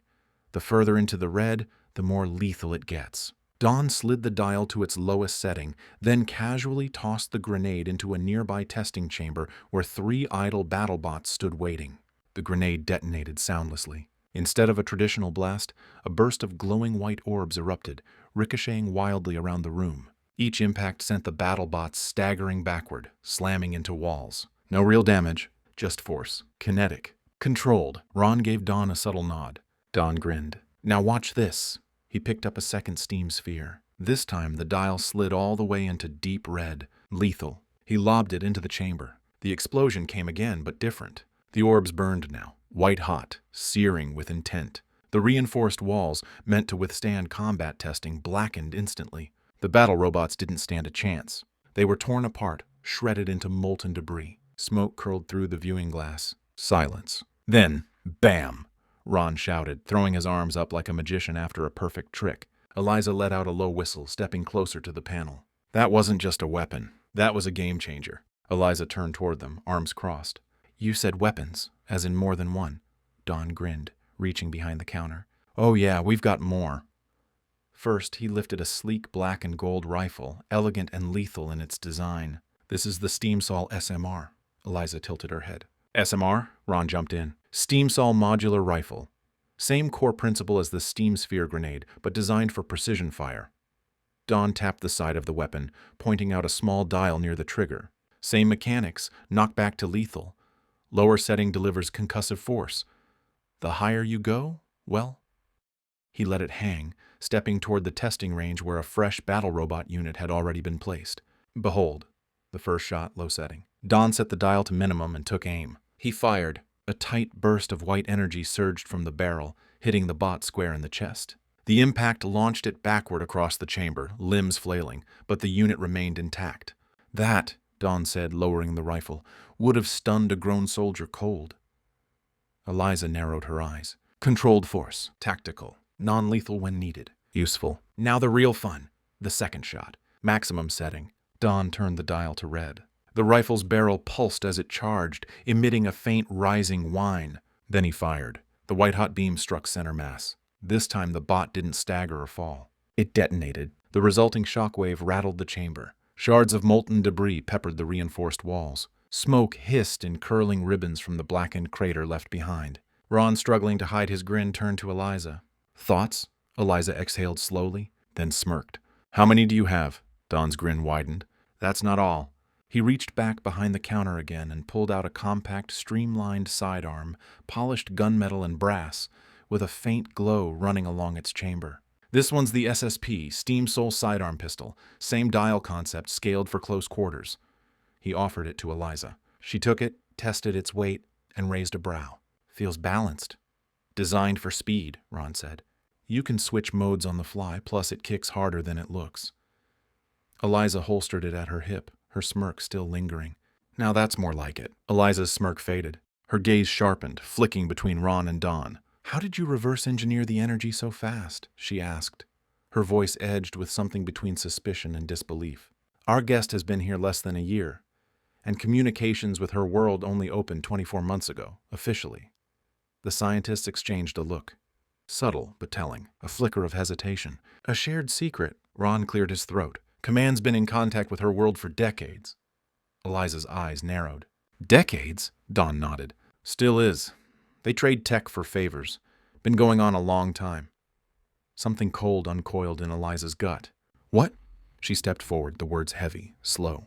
That's news to me, and they're still in contact? Ron and Dawn shared another glance. Then casually, as if discussing the weather, Ron shrugged. Sure, we just got a fresh data dump from them 3 days ago. Something shifted. The lab didn't change. The overhead lights still buzzed. The air still carried the tang of ozone and scorched metal from the last test. Machines still hummed their quiet rhythms in the background. But everything had changed. Show me what was in that data dump. Eliza's fingers clenched against the edge of the terminal as she scrolled through the data dump. Most of it was expected. Energy readings, complex mathematics she could only half follow, theoretical applications of Sol energy and weapons technology. But then, one line stopped her cold. Can continue to monitor subject. Eliza's stomach dropped. Subject? She didn't have to guess. She already knew. They were talking about Sky. Slowly she turned, her voice sharp. Monitor Sky? Ron and Dawn exchanged a look. It wasn't guilt. It wasn't shock. It was discomfort. Meaning they already knew. Meaning this wasn't new. Dawn cleared his throat. Yes. Eliza's expression darkened. Ron rushed to explain. Small things. Just sensor arrays in her quarters. Monitoring her energy signature, nothing invasive. Dawn nodded quickly. No cameras, no microphones, just energy sensors. Eliza's fist clenched. That was supposed to make it better? Sky had been here for less than a year, and the entire time Command had been watching, measuring, studying, like she was a test subject. A slow, deep breath. Eliza didn't speak right away. She just let the weight of the moment settle. Ron and Dawn stood there waiting, like men who knew they had said too much. Finally, Eliza exhaled. Show me everything. Every log, every reading, every damn thing Command thought they had the right to take. This wasn't just a matter of trust anymore. This was about something else. The logs explained everything, and none of it was good. Eliza scrolled through the data, page after page, line after line, each confirming what she had begun to suspect. Sky was never needed as a scout. They never really needed her at all. Everything Sky had been assigned to, the machine's activation, the disruptions, the anomalies, Command already knew. After Silas's presentation, they had everything they needed. Sky's reports were redundant, a formality at best, but they still brought her in, because it was never about her mission. They needed a Sol citizen, to study, to test. Eliza's grip tightened on the console, the weight of it sinking into her bones. The portal, at least that part had been true. Sky was stuck here, for the next 3 decades. That was the next window. The next time the stars would align, the next time a crossing could even be attempted. But Eliza's eyes narrowed. The communication. If Command had been in contact with Sol World 1 for decades, if they were still exchanging data, trading tech for favors, then that meant Sol could be contacted. There was a way to speak to them. And if that was true, then maybe Sky wasn't as trapped as she thought. Eliza glanced at the screen again. A single link stood out, labeled simply, Snow. She hesitated, fingers hovering. Then, holding her breath, she clicked it. A dossier unfolded. Name, Alysia Snow. Status, fracture survivor. Background, multiple early life institutionalizations. Diagnoses, major depressive disorder, bipolar II disorder, generalized anxiety disorder. Married and divorced by 25. 1 sibling. Eliza paused at the photo near the top. Snow, around 10 years younger, stood beside her sister, both of them smiling. 2 children, caught mid-laugh, stood at their feet. Then, further down the file, a more recent photo. Her sister, older now, being escorted out of a military base, eyes defiant beneath a shirt emblazoned with the word truth. Eliza's brow furrowed. What in the world? She muttered to herself. She scrolled. Music college. Snapshots of Snow on stage, guitar in hand, hair falling across her face as she played. Notes from professors lined the margins, glowing with praise. One handwritten scrawl read, "A true gift to the music world. Never had a more gifted student."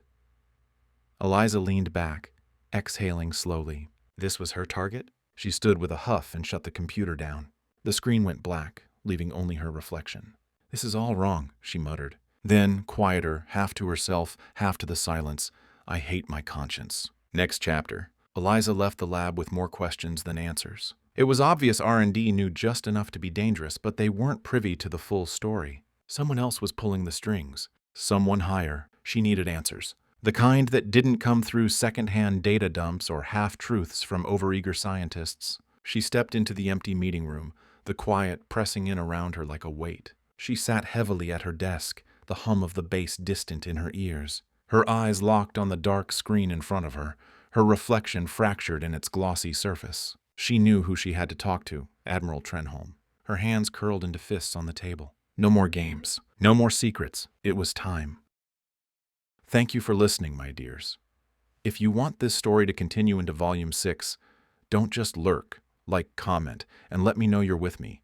Otherwise, we'll end this little adventure right here. Brace yourselves for Volume 6. Deeper secrets, a war slipping further into chaos, and loyalties pushed to the brink. The story? It's just beginning.